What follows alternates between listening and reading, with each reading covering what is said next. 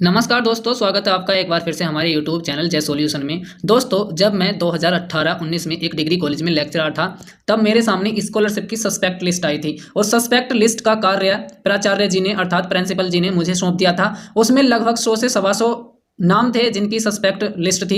उसमें बहुत सारी प्रॉब्लम्स थी, किसी के इनकम सर्टिफिकेट की प्रॉब्लम थी, किसी के कास्ट सर्टिफिकेट की प्रॉब्लम थी, किसी के हाई स्कूल यूपी बोर्ड से ना होकर किसी अन्य बोर्ड से था। तब हमने क्या सॉल्यूशन किया था, इस वीडियो में हम जानने वाले हैं। और बीएड स्कॉलरशिप पेंडिंग में ज़्यादा दिखा रहा है, इसके साथ ही पहले कुछ फॉर्म पेंडिंग में दिखा रहा था और अब सस्पेक्ट में हो चुके हैं। दोस्तों, इसी पॉइंट पर हम बात करने वाले हैं। अगर आपने हमारा चैनल सब्सक्राइब नहीं किया है तो सब्सक्राइब कर लीजिए, क्योंकि बहुत सारी बातें हम आपके साथ शेयर करने वाले हैं।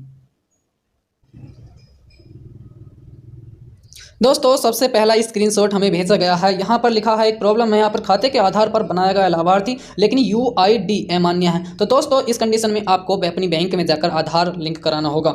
दूसरी समस्या है दोस्तों, दूसरी समस्या है बैंक द्वारा अस्वीकृत खाता संख्या के अनुसार अमान्य। यहाँ पर आपको एक बार बैंक से संपर्क करना होगा और उसके साथ साथ ही अगर आपका फॉर्म संशोधन के लिए खुल जाता है तो आप इसको संशोधन कर सकते हैं। नेक्स्ट है दोस्तों, यहाँ पर आपके सामने beneficiary created based on account but UID invalid. यह भी वही प्रॉब्लम है, आपको अपने बैंक अकाउंट में चले जाना है और अकाउंट से अपना आधार लिंक करा देना है। और यहाँ पर दोस्तों बात करते हैं verified recommend by district scholarship committee. यहाँ पर जो भी वेरीफाई हो चुके हैं डिस्ट्रिक्ट स्कॉलरशिप कमेटी से, वह स्कॉलरशिप लेने के पात्र हैं, उनकी स्कॉलरशिप 100% आ जाएगी। और दोस्तों और भी जानते हैं यहाँ pending at district scholarship committee. यहाँ पर स्कॉलरशिप कमेटी में पेंडिंग पड़ा हुआ फॉर्म है। यहाँ पर आप या तो समाज कल्याण विभाग जा सकते हैं या फिर आप खुद ही यहाँ पर थोड़ा इंतजार कर सकते हैं। और इसके साथ साथ ही आप इसको एक बार रीचेक जरूर कर लीजिए, क्योंकि कुछ पेंडिंग वाले फॉर्म सस्पेक्ट में चले गए हैं।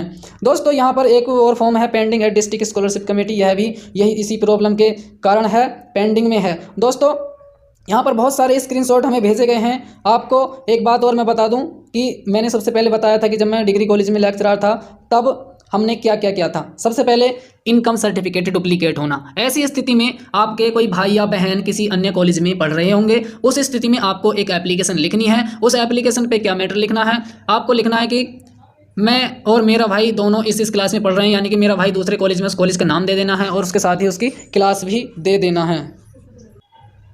और साथ में एप्लीकेशन में यह भी लिख देना है कि दोनों भाइयों के स्कॉलरशिप पर एक ही इनकम सर्टिफिकेट लगा है, जिसका इनकम सर्टिफिकेट नंबर यह है। आप इस प्रकार दे सकते हैं। दोस्तों, आपको मैं और भी बता देता हूं, यदि आपका बैंक अकाउंट अस्वीकृत कर दिया गया है तो आप बैंक में जाकर उसको एक बार वेरीफाई करा लीजिए, क्योंकि ये मामला बैंक का है। दोस्तों, इसी प्रकार की बहुत सारी बातें हम करेंगे। आप हमारे चैनल को सब्सक्राइब कर लीजिए।